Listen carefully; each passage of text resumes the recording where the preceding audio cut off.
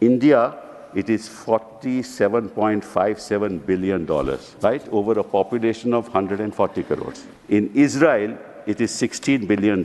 In Japan, it is $172 billion.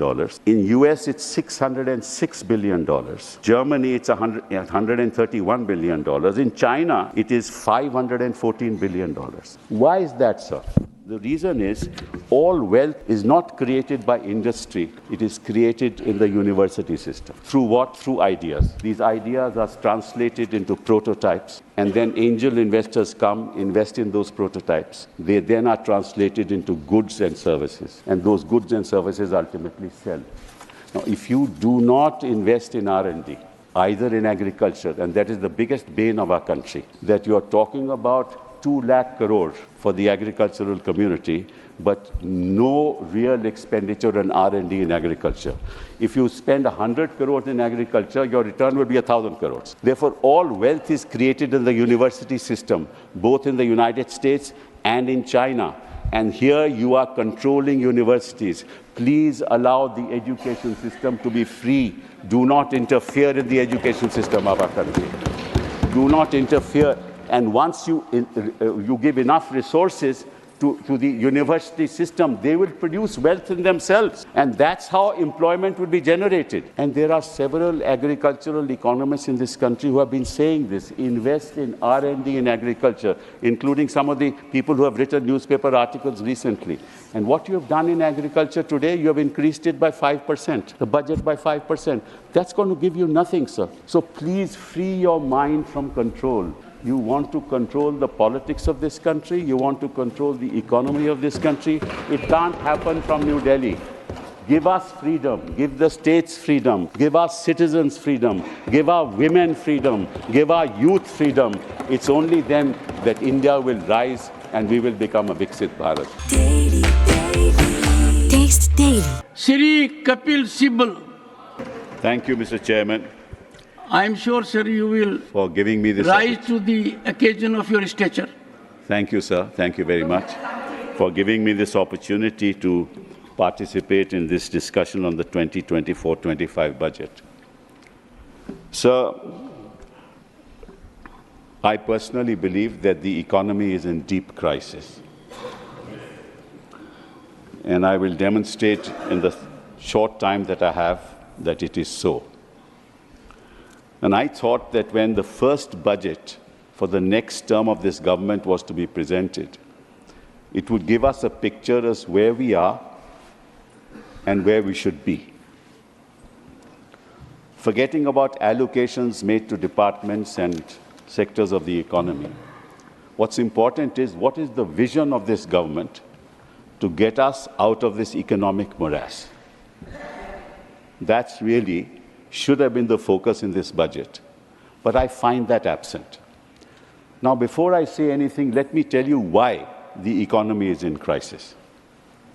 We are a population of 140 crores, sir, and I have an ILO report. It's called the India Employment Paper 2024, which says that 83% of India's youth is unemployed. This is not my data. 83% of India's youth is unemployed.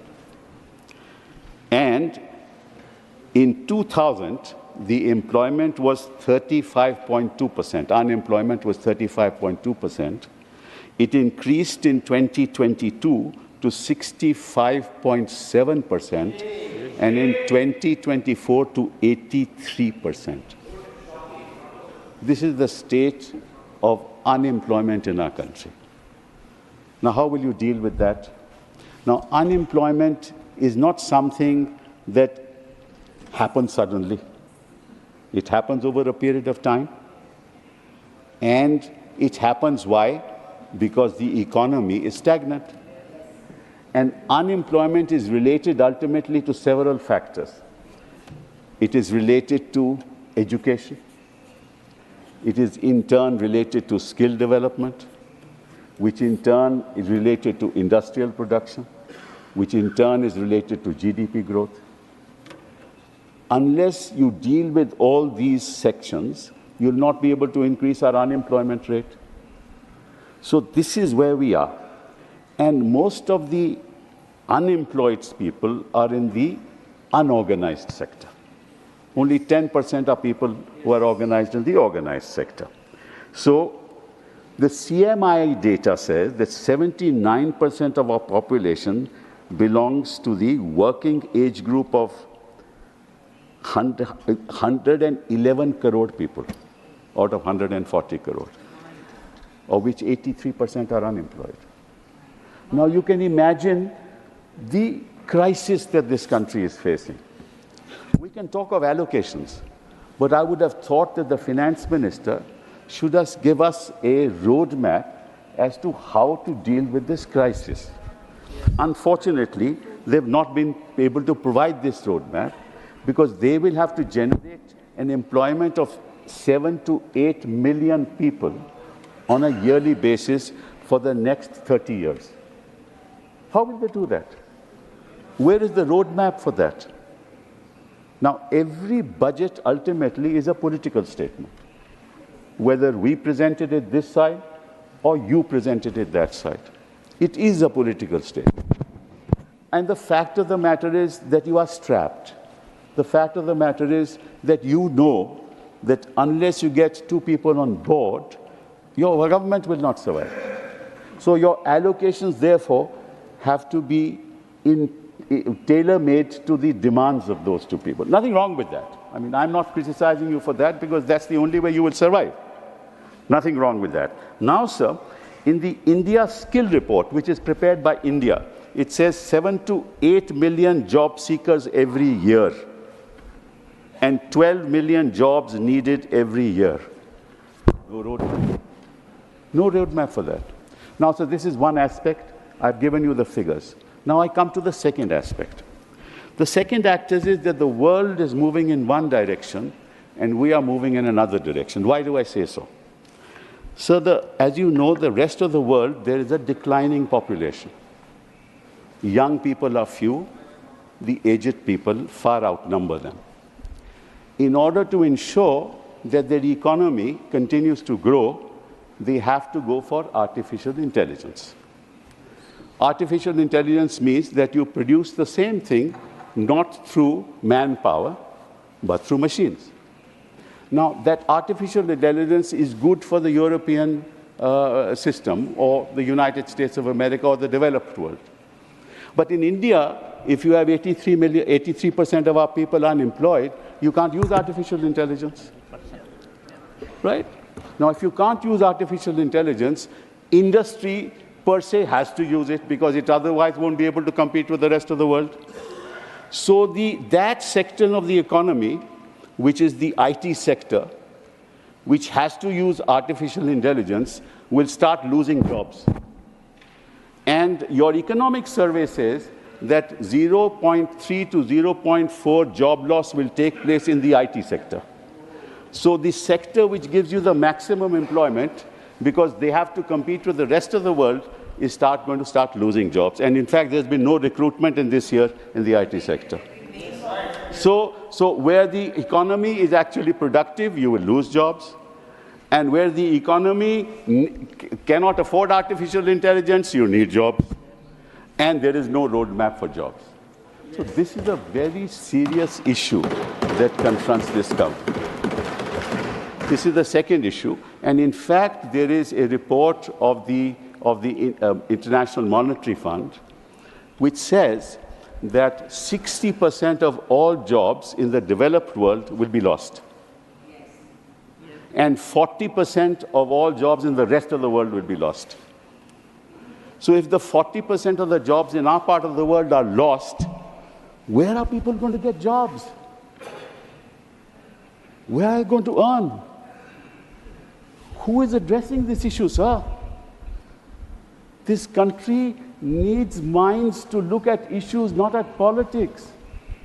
You and I are together for the country, not for BJP or Congress or Samajwadi Party or some other party.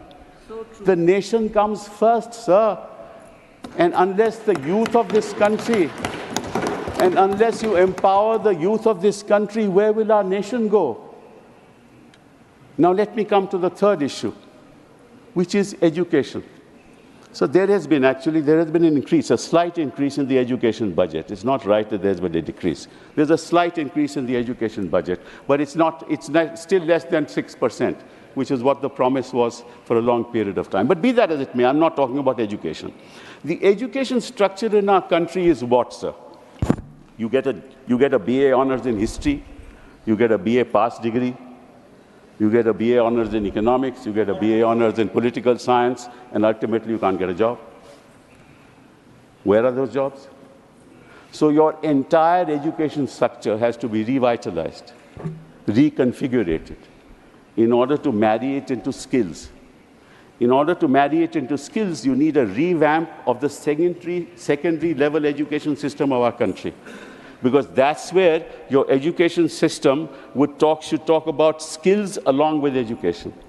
So that thereafter they get into the ITI system, that is the Institutes of Technology, and that in turn collaborates with industry. So industries, education, ITI to work together for absorption of young people into jobs in industry. That's the way you do it. Who's doing it, sir? Where is that roadmap in our country? What has been said by this government in the budget about these things? Nothing. Nothing at all, sir. And unless you skill our people, you're not going to give them jobs. So what will happen, sir? They all get self-employed. तो कोई दुकान डाल देता है, कोई कहता है कि मैं लोडर का जॉब ले लूँगा. हाँ, आपके बॉम्बे में क्या हुआ आप जानते हो, मैं उसके बारे में बात नहीं करूँगा. 47 लाख एप्लीकेशन और 60,000 jobs for inspectors in Uttar Pradesh. 47 lakh application. वो जॉब क्या करेगा? कोई युवा करेगा क्या? युवा को अगर जॉब नहीं मिलेगा तो फिर क्या होगा, सर? वो इस किस्म की पॉलिटिक्स करता है जिसका ये वर्णन कर रहे थे, क्योंकि उनके पास और तो कुछ करने को है नहीं. सर 2 मिनट मैं बैठ जाऊंगा. 10 minutes. You look at the watch. 10 minutes. Okay, 1 more minute. Sir, you take time from Yes. Okay, 1 second. Okay, 1 second. Sir, let me Honorable members, 1 second. I'll sit down, sir. No. Mr. Kapil Sibal had to his account 5 minutes. I said he will have 10 minutes. So it is not that I am not looking at you've been it. very kind, sir. And in the Business Advisory Committee, at the suggestion of the Leader of the House... I wanted to, sir... One second. We'll add the time. At the suggestion of the Leader of the House, and everyone agreed, Mr. Derek O'Brien, Mr. Tiruchi Shiva, that to give a member 3 minutes, he can hardly contribute. That is why I am increasing the hours. Since I met him in my chamber, and we had settled for 10 minutes, but go for 15 minutes, sir. Go ahead. So that's very kind. Another 5 minutes. But after 5 minutes, I'm sure you'll take the seat. No problem. So whenever you ask, I have no desire, Malas, to bore the House on issues, Malas. Now let me tell you another issue, Malas, which is very important. Why is it important? So as you know, that ultimately allocations are made not by government but by Finance Commission. The 15th Finance Commission made the allocations as to which state is to get how much money. There's some element of politics in that, but let's leave that aside. The Finance Commission said that 41% of the revenues that are earned will go to the states. Right, sir? Now, what actually happened? What actually happened is that the central government started to impose cess and surcharge. Now, cess and surcharge is not allocated to the states. Yes. Right? So all that comes into the kitty of the central government. Now, the result is today, sir, that the states are getting only 32% of the total resources that the central government gets. 32%. It is supposed to get 41%. It is correct, but it's getting at the moment 32%. Now the problem is, sir, that also the expenditure is monitored by the Union of India. My request to the Finance Minister through you, sir, is the following. You cannot monitor education from Delhi. You cannot monitor healthcare from Delhi. It's not possible. India is such a vast country, and I have been Minister for HRD. I know how difficult it is to monitor. What is happening in Arunachal will not happen in Uttarakhand. What's happening in Uttarakhand will not happen in Maharashtra. You need a model for each state government as to how they want to take their children forward. For God's sake, give that money to the state government. Let them do what they like to do with education. Let them do what they like to do with health. That's the third point I want to make. And the last point I want to make is the following. Sir, no country has ever progressed unless it has invested in Africa. And in a country like Japan, Germany, other parts of the world, this is the kind of expenditure on R&D that is being done. India, it is $47.57 billion, right, over a population of 140 crores. In Israel, it is $16 billion. In Japan, it is $172 billion. In US, it's $606 billion. In Germany, it's $131 billion. In China, it is $514 billion. Why is that, sir? The reason is all wealth is not created by industry. It is created in the university system. Through what? Through ideas. These ideas are translated into prototypes, and then angel investors come, invest in those prototypes. They then are translated into goods and services, and those goods and services ultimately sell. Now, if you do not invest in R&D, either in agriculture, and that is the biggest bane of our country, that you are talking about 2 lakh crores for the agricultural community, but no real expenditure on R&D in agriculture. If you spend 100 crores in agriculture, your return will be 1,000 crores. Therefore, all wealth is created in the university system, both in the United States and in China. And here you are controlling universities. Please allow the education system to be free. Do not interfere in the education system of our country. Do not interfere. And once you give enough resources to the university system, they will produce wealth in themselves. And that's how employment will be generated. And there are several agricultural economists in this country who have been saying this. Invest in R&D in agriculture, including some of the people who have written newspaper articles recently. And what you have done in agriculture today, you have increased it by 5%, the budget by 5%. That's going to give you nothing, sir. So please free your mind from control. You want to control the politics of this country. You want to control the economy of this country. It can't happen from New Delhi. Give us freedom. Give the states freedom. Give our citizens freedom. Give our women freedom. Give our youth freedom. It's only then that India will rise and we will become a Viksit Bharat. Thank you very much. Shri G.K. Vasan.